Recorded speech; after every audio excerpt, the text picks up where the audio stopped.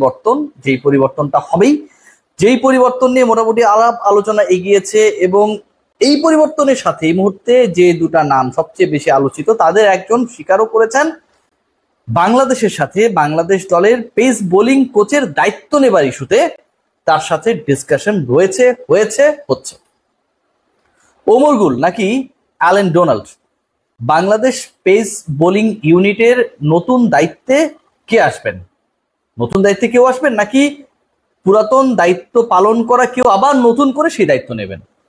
এর আগে আমরা দেখেছি চন্ডিকা হাথুরুসিংহে বাংলাদেশে দায়িত্ব পালন করে চলে গিয়েছিলেন চোরের মতো করে, আবার তাকে ব্যাক করিয়ে আনা হয়েছিল। বাট চন্ডিকা হাথুরুসিংহের যে অধ্যায় সেটা সবসময় কলঙ্কিত ছিল।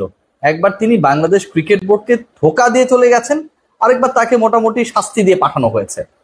বাট অ্যালেন ডোনাল্ড এবং ওমর গুল, আমি যদি ডোনাল্ডের আলোচনাটা আগে করি, এদের মধ্যে কে এগিয়ে সেই আলোচনায় যাচ্ছি, এবং কার সাথে আলোচনায় বাংলাদেশ ক্রিকেট বোর্ড এই মুহূর্তে অনেকটা এগিয়ে গেছেন সেই আলোচনা করব।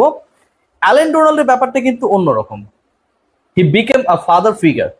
পেস বোলিং ইউনিটের যে পেসারদেরকে আমরা দেখেছি, তাসকিনের কথা বলতে পারি, শরীফুলের কথা বলতে পারি, হাসান মাহমুদের কথা বলতে পারি, এবাদত হোসেনের কথা বলতে পারি, এই যে পেস বোলিং ইউনিটের এই চারজনের সাথে মুস্তাফিজ, এই পাঁচজন ইন্টেন্সিভলি অ্যালেন ডোনাল্ড এই পাঁচজনকে নিয়ে অসাধারণ কাজ করেছেন। বাংলাদেশের পেসাররা পারফর্ম করেছেন, পেস বোলিং কোচের সুনাম হয়েছে, সেটা নিয়ে কোনো ধরনের ডাউট নেই। বাট পারফরমেন্সটা ইন্টারন্যাশনালি বের করে আনার ক্ষেত্রে অ্যালেন ডোনাল্ড যে রোলটা প্লে করেছেন, এটা তো ভাই অবিশ্বাস্য। এবং যেই অবিশ্বাস্য রোল তিনি দক্ষিণ আফ্রিকার বিপক্ষে দক্ষিণ আফ্রিকার মাটিতে বাংলাদেশের ওয়ানডে সিরিজ জয়ের ওই সময়টায় দলের সাথে যুক্ত হয়ে তার ইনাগুরাল যে ওকেশনটা ছিল ন্যাশনাল টিমের সাথে কাজ করা, সেখানটায় করেছিলেন। এবং ওই পার্টিকুলার সিরিজে যেখানটায় বাংলাদেশ সাউথ আফ্রিকায় গিয়ে সাউথ আফ্রিকাকে হারিয়ে দিল ওয়ানডেতে, খেয়াল করে দেখুন ডোনাল্ড কত বড় ভূমিকা পালন করেছেন। সেটা একদম তার ভ্যারি ফার্স্ট অ্যাসাইনমেন্টে, যেখানকার ম্যান অফ দ্য সিরিজ ছিলেন তাসকিন আহমেদ।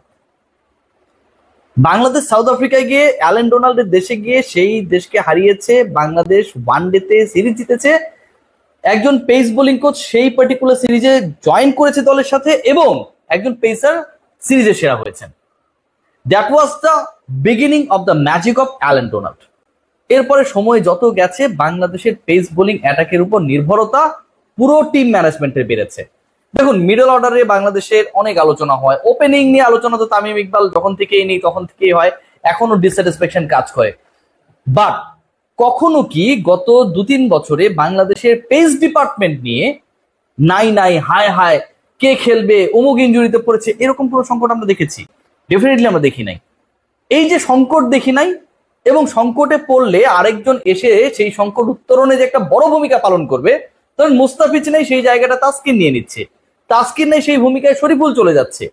এই যে একটা ভূমিকা, এই যে একটা প্রোঅ্যাক্টিভ রোল, এই যে একটা ফাদার ফিগারের তার সান্সদেরকে, তার শিষ্যদেরকে ইন্টারন্যাশনালি পারফর্মার করে তোলা, গড়ে তোলার ক্ষেত্রে একটা বিগ রোল প্লে করা, সেই কাজটা কিন্তু অ্যালেন ডোনাল্ড করে দেখিয়েছেন।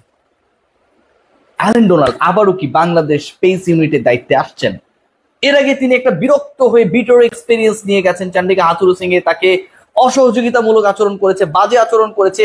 ইন্টারন্যাশনাল মিডিয়ায় বাংলাদেশের ক্রিকেট সম্পর্কে অ্যালেন ডোনাল্ড অনেক কথা বলেছেন, কিন্তু এদেশের ক্রিকেটারদের কখনো ডিসরেসপেক্ট করেন নাই। If you look back, Allen Donald এবং তার যে শিষ্যরা রয়েছে, যে 5 জনের আমি নাম বললাম, যে 5 জনের মধ্যে তাসকিন রয়েছেন, এবাদত রয়েছেন, হাসান রয়েছেন, মুস্তাফিজ রয়েছেন, এই যে ক্রিকেটাররা রয়েছেন বাংলাদেশ পেস বোলিং ইউনিটে, যাদেরকে আমরা পারফর্মার হিসেবে ইয়ার্স আফটার ইয়ার্স পাচ্ছি, সেই তাদের সাথে ডোনাল্ডের একটা হোয়াটসঅ্যাপ গ্রুপ রয়েছে। এখনো কেউ কোনো প্রবলেমে পড়লে অ্যালেন ডোনাল্ডের কাছে যেতে পারেন। তিনি সেই টিপসটা দেন যেটা তিনি বাংলাদেশের হয়ে পেইড কোচ হিসেবে যখন কাজ করেছেন তখনও দিতেন। তিনি কি আবার আসছেন? তাকে কি বাংলাদেশ ক্রিকেট বোর্ড কনসিডারেশনে রাখছে? সত্যি সত্যি বোর্ড তো পরিবর্তন হয়েছে, হাথুরুসিংহে নাই, পাপন নাই। সো ডোনাল্ডের আসার পথে বাধাটা কোথায়? সেই বাধার আলোচনায় যাচ্ছি এবার।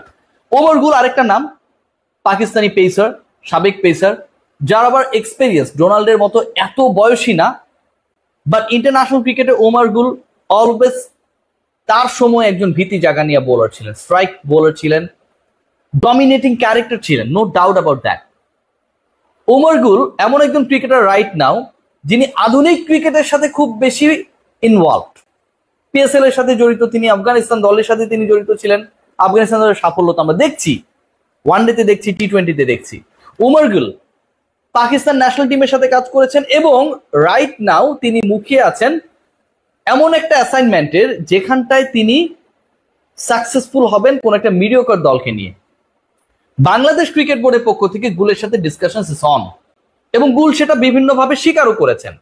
ডোনাল্ডের ব্যাপারে এখন পর্যন্ত আমরা বিসিবির তরফ থেকে কোনো ক্লারিফিকেশন না পেলেও ওমর গুলের ব্যাপারে যে Bangladesh cricket board is very much interested সেই ব্যাপারটা কিন্তু প্রকাশ্য।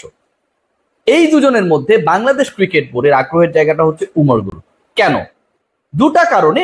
এক নম্বর কারণ যেটা ওই যে বললাম যে উমর গুল আধুনিক ক্রিকেটের সাথে আধুনিক ক্রিকেট চর্চা, আধুনিক ক্রিকেটের পরিবর্তন, বোলিং এর ভূমিকা, এই ব্যাপারগুলোতে আসলে খুব বেশি involve more than Allen Donald. PSL এ কাজ করছেন তিনি, হয়তো সামনে বিগ ব্যাশে কাজ করবেন, ন্যাশনাল টিমগুলোর সাথে কাজ করেছেন। সো ওই জায়গা থেকে তিনি খুব বেশি আপডেটেড, খুব বেশি এই মুহূর্তের ক্রিকেটের সাথে তিনি ধাতস্থ, কোচিং এর সাথে তিনি ধাতস্থ। এটা একটা কারণ।